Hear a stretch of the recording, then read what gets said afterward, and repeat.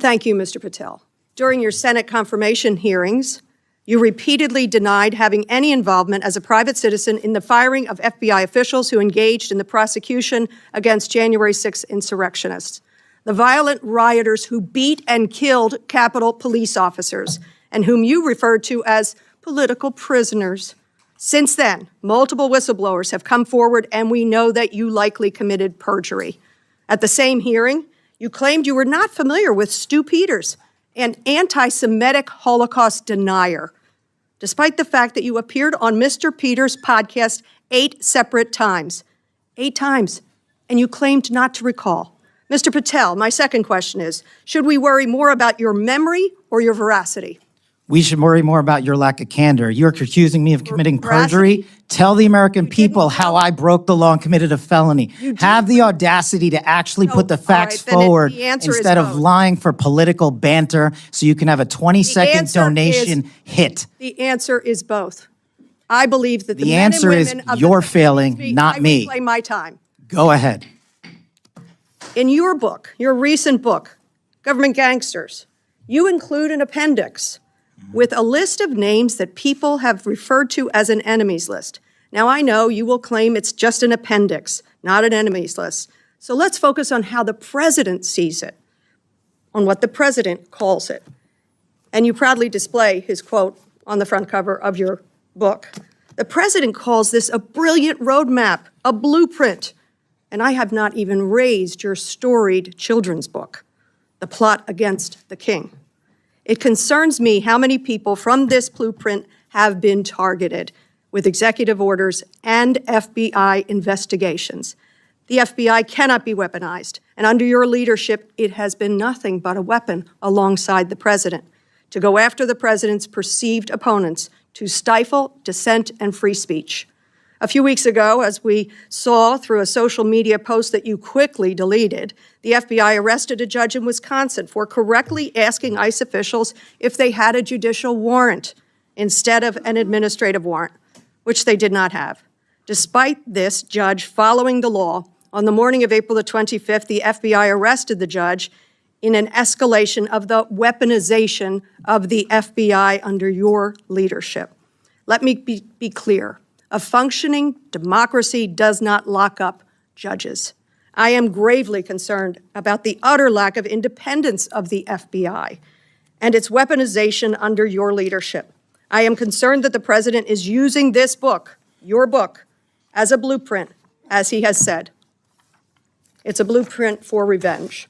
And I am concerned that your eagerness, a childlike giddiness to carry out the president's revenge tour, you've shown yourself to be unserious in your statements before you were sworn in and some after. You've shown yourself unfit to lead this important agency. I was an impeachment manager for President Trump's second impeachment. It was a sad, solemn duty. And so I wanted to ask you about that. Mr. Patel, as you and the president continue to weaponize and investigate his perceived enemies, as you follow this blueprint, when can I, a former impeachment manager, expect the FBI at my door? Ma'am, you want to know who was targeted by a weaponized FBI? Me. You want to know how and why? Well, you want to know what I'm doing to fix it? Let me move on. Well, you should read the book because there's no enemies list on that book. There are people that violated their constitutional obligations and their duties to the American people, and they were rightly called out, and you should give that book to every one of your constituents so they can read about it. I won't be doing that. That's their loss. I've been looking at the president's 120-word FBI budget request, the so-called skinny, I'll call it Ozempic request, that states that, quote, the undoing of the weaponization of the FBI is one of the administration's top priorities. The weaponization of the FBI is something that deeply concerns me. It should concern all of us.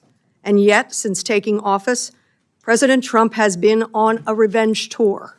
He has targeted individuals, universities, law firms, with executive orders to cut them out or to make them come under his will. He has used ICE to disappear U.S. citizens without due process and he's fully ignored a unanimous Supreme Court order, and then over the weekend wasn't sure if he was obligated to uphold the Constitution of the United States. That I think it's interesting that in your proposal today, you find yourself at a gulf of difference between you and the president. I wonder how you will resolve that. Will you go to the president and say, we need $11.2 billion, not what you cut out of here? You're asking for more than $1 billion than the president's request. Are you going to go to the president and straighten out that gulf? I'll do what I've always done and represent the American people, defend this country, and make sure the Constitution is always upheld and the FBI is never weaponized. Maybe you should do the same. So you agree with the president when he says he doesn't know if he should uphold his constitutional duty? If you want to just keep putting words in my mouth, the TV cameras are outside. I thank you. I yield back. Again, this is an unserious moment, sadly, for the FBI. I yield back. More so for you. And I'm concerned that instead of focusing on the incredibly important mandate to keep Americans safe and to help impartially enforce our laws under your leadership, Director Patel, the FBI has been weaponized to go after Americans who disagree with the president. Now, let me just start with the budget. The spend plan is required by law. It was due to Congress over a week ago.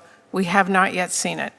That is really absurd. The FBI is our nation's leading law enforcement agency, a budget of $10.7 billion. It is critical that we understand how you are spending taxpayer dollars. So, Director Patel, when should we expect this FY25 spend plan for the FBI? Have you seen it? Have you reviewed it? When will we get it? I'll get you an answer, ma'am. I don't have a timeline on that. It was due last week by law. I understand. And your answer is you just understand. You're not going to follow the law? My answer is that I am following the law, and I'm working with my interagency partners to do this and get you the budget that you are required to have. And you have no timeline?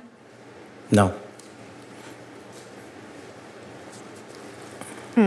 Well, we also need a full budget request, not a single paragraph full of wild talking points that we saw with the skinny budget proposal.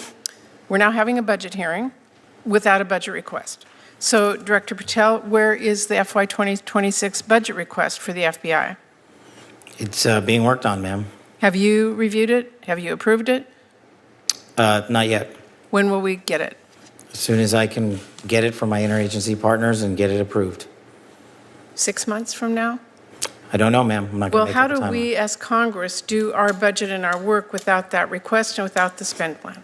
Well, ma'am, I'm here. I'm don't doing the care. best I can. I can't make up answers. I'm going to commit to you to work on getting you the information you need. That is insufficient and deeply disturbing.